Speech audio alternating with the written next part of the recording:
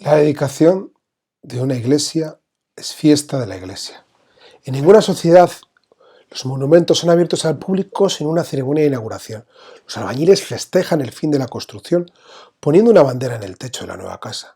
Una familia inaugura su casa con una fiesta. Un escritor ofrece al público su última obra dedicada. Los cristianos no podemos hacer de menos en la inauguración de nuestros lugares sagrados. Debemos consagrar a Dios. Y la dedicación de la iglesia es una liturgia de las más solemnes, de las más ricas de significado, y a través de la consagración se vislumbra el misterio mismo de la iglesia. Pero, ¿qué significa la dedicación de la iglesia?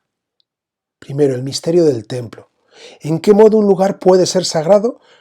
No es cierto nada sobre esto. Ninguna cosa creada de la naturaleza puede ser tal para poder servir dignamente de lugar para la santidad de Dios. Un lugar se convierte en santo solo cuando Dios lo santifica. Y lo santifica haciéndose presente, haciendo de él su casa. La experiencia de dedicación del primer templo de Jerusalén por parte de Salomón, que aparece en la Biblia. Todo el pueblo, los sacerdotes, llevan al nuevo templo la arca de la alianza y todos los objetos sagrados. Pero es la presencia de Dios por medio de la nube la que hace presente la sacralidad del espacio. Es Dios el que está ahí presente. Por eso, el templo de Jerusalén tiene un carácter imperfecto y transitorio, como la primera alianza. Por eso, y su cumplimiento lo encontró en Cristo, delante del templo construido por Herodes y todavía incompleto. Jesús dice que lo destruirá, pero a los 3 días lo hará resurgir. Pero no habla del templo físico de Jerusalén, sino de su propio cuerpo, que es mansión última y esencial de Dios, su presencia inmediata entre nosotros. La iglesia, para la iglesia, es ahí donde se presenta esta presencia de Dios. Es un espacio santificado y santificador. El ritual de dedicación de las iglesias tiene muchas formas y muchas reformas a lo largo del tiempo. La forma más simple estaba en el hecho de celebrar la primera Eucaristía, y eso procede de la tradición romana más antigua. Los ritos más exuberantes, las unciones, son de la Edad Media, de la liturgia carolingia y de las liturgias orientales. Por tanto, ¿qué es lo primero que hay que hacer? Reservar un espacio y delimitarlo, separarlo de su carácter profano. Y este es el sentido de la bendición de la primera piedra, o el inicio de las labores para la construcción de la iglesia. Y con la presencia del pueblo, el obispo asperge con agua bendita el terreno, donde surgirá la iglesia. Y planta una cruz de madera en el lugar donde estará el altar.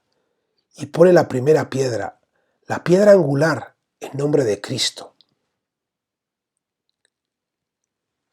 Por eso, el hecho le confiere al edificio es la verdadera ocasión para mostrar que es presencia de Dios, que Dios está con nosotros como al inicio y al fin de los tiempos. Es un espacio santificado que se convierte ahora en presencia, en santuario cristiano. En una ciudad tiene el rol paralelo a la presencia de los cristianos. Somos la presencia de Dios. En nuestro pueblo, nuestra iglesia es la presencia de Dios.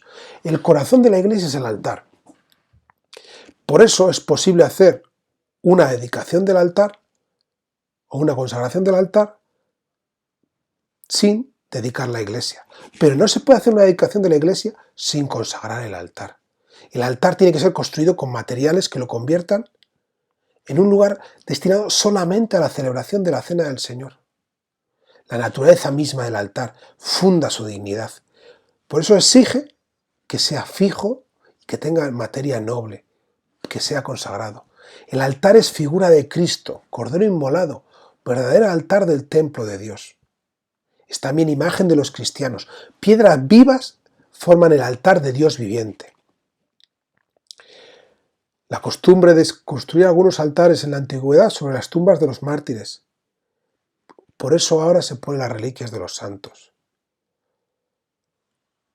Por eso es bueno que el altar, al representar a Cristo, solo haya un altar, en el que Él se resuena como un solo pueblo, la asamblea de los fieles. Resuena esa asamblea y es signo único de Salvador de Cristo, la única Eucaristía de la única Iglesia.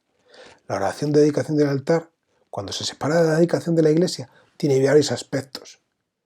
Después de haber sido los abocados los altares de la antigua alianza, se habla de la mesa del Señor, símbolo de Cristo en la cruz.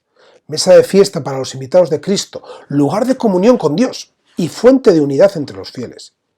Centro de alabanza y de acción de gracias de la Iglesia. Anuncio de la mansión eterna, en la cual ofrecemos a Dios el sacrificio de alabanza con Cristo, pontífice sumo, el altar viviente de este templo celeste. El altar tiene que estar rodeado de los espacios y de los polos celebrativos, la sede de la presidencia, el ambón de la proclamación de la palabra de Dios, los lugares dedicados a los ministros de la Eucaristía, las celebraciones de los matrimonios, el lugar para la asamblea dirigida hacia el mismo altar, el centro ideal donde convergen la fuente bautismal, lugar donde nacen los cristianos, la sede propia de la reconciliación y la capilla de la reserva, para lo cual tiene que haber previsto el rito de inauguración. El rito de dedicación. El rito de dedicación conserva casi muchas de las prácticas que ha habido durante un milenio. Son los rituales, como hemos dicho, romano, colocación de las reliquias en el centro y celebración de Eucaristía. Y el galicano, que recalcaba la iniciación cristiana, los lugares, la fuente bautismal, las crismaciones. El ritual actual se ha visto muy aligerado con la Reforma, es de 1977. Conserva los elementos esenciales para la celebración de este rito. Por eso, los ritos de la celebración eucarística son los centrales, y dentro de esa misma celebración están situados todos los pasos que hay que dar. Se comenzaría con una entrada solemne, que podría partir de otra iglesia, una procesión que partiría de allí con la cruz y las reliquias de los santos, donde todo el mundo toma parte, y se podía cantar el Salmo 121, que es el salmo de la subida a Jerusalén. La procesión separa la entrada de la puerta de la nueva iglesia, y los que han participado en la construcción, o unos delegados, ofrecen las llaves de la misma. Todos entran al canto del Salmo 23. Portones, alzad los dinteles, alzad las antiguas compuertas, que va a entrar el Rey de la Gloria. Continúa el rito de la aspersión, que hace referencia al bautismo, que nos ha hecho cristianos. El templo de Dios vivo recibe primero el agua bendita. Primero la recibe el pueblo y después, solo después, las paredes de la iglesia. El altar, el ambón. La iglesia, asamblea hecha de personas vivas, está primero que la iglesia edificio. Y es la primera la que justifica a la segunda y le da valor. El canto del gloria a Dios y la oración colecta concluyen los ritos iniciales, que es la toma de posesión del edificio por parte de la comunidad cristiana local, en torno a su obispo. Después sigue la liturgia de la palabra. Habla de la presencia del pueblo de Dios en el libro de Nehemías. El retorno del exilio. El pueblo ora a Dios y se reúne como iglesia para escuchar su palabra, para expresar su fe y renovar la alianza en la alegría. El rito propio de la dedicación. Se canta la letanía de los santos, signo de comunión entre la iglesia terrestre y la celeste, y preludio del depósito de las reliquias bajo el mismo altar. Este rito es muy expresivo de la unidad del sacrificio de Cristo, cabeza y cuerpo.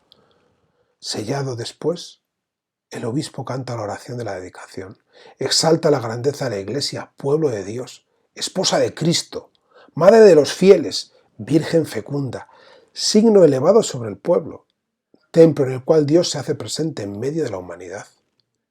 La iglesia edificio recapitula todo el misterio de la iglesia. Los gestos que expresan exigen simbólicamente la nobleza del altar y de la iglesia, y el respeto que se le tiene que tener. Ungiendo con sagrado crisma toda la superficie del altar, el obispo asimila a Cristo como sumo sacerdote y hace que eso suma a esa figura, altar Cristo. En una de mis parroquias pone el altar es Cristo, altara Cristo da en euskera. Por eso, después se unge con 12 cruces con crisma las paredes de la iglesia, en símbolo de los 12 apóstoles, el Cordero que nos ha congregado, y son escritos sobre la morada de la ciudad santa.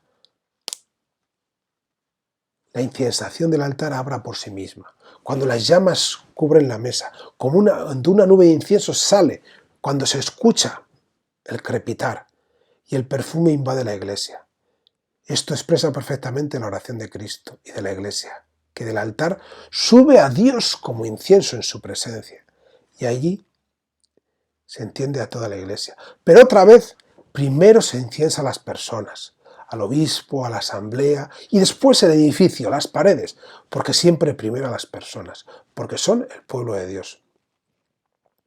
El altar entonces es recubierto con los manteles, decorado de flores, se ponen las velas y la cruz, y en este momento las reliquias que eran las únicas que tenían la luz, ya lo tiene todo el altar. Es un carácter inauguracional del altar. Se propaga a todo el edificio. La luz es signo de la alegría, como en la vigilia pascual. Llega la liturgia eucarística. Ya está todo preparado para la celebración de la primera Eucaristía. Y se distingue por los siguientes aspectos. Esta Eucaristía, procesión de ofrendas que el obispo recibe en su sede. El altar es besado porque este es digno de admiración, porque siendo de piedra se convierte en sagrado. Y después de haber recibido el cuerpo de Cristo, como nos recuerda San Juan Crisóstomo, después de la comunión tiene lugar la inauguración de la capilla del Santísimo Sacramento, y cuando el obispo va a depositar la reserva eucarística. A menudo, y con esto acabaría la celebración, pero quiero hacer un inciso, la dedicación del altar. Para responder mejor a la exigencia de una liturgia renovada, a menudo se han construido nuevos altares. Cuando eso ha ocurrido, el altar debe ser consagrado. El rito de dedicación del altar está reservado normalmente al obispo y tiene lugar preferentemente un domingo. Para respetar la verdad de los ritos, se debería evitar celebrar sobre ese altar, aunque sea de manera provisional, antes de su dedicación. La primera misa concelebrada, con el obispo, con los sacerdotes responsables y la presencia de todo el pueblo cristiano, se verá como la inauguración de la Eucaristía sobre este altar por parte de la iglesia local. Este es el primero de los rituales que os presento. Esto fue una petición de una de las personas más brillantes que conozco en cuanto a liturgia, de mi amigo Francisco. Si tenéis ganas de seguir aprendiendo, Francisco Torres tiene su canal de YouTube. Seguirle, merece la pena. Muchas gracias y seguiré haciendo otros rituales. Feliz día.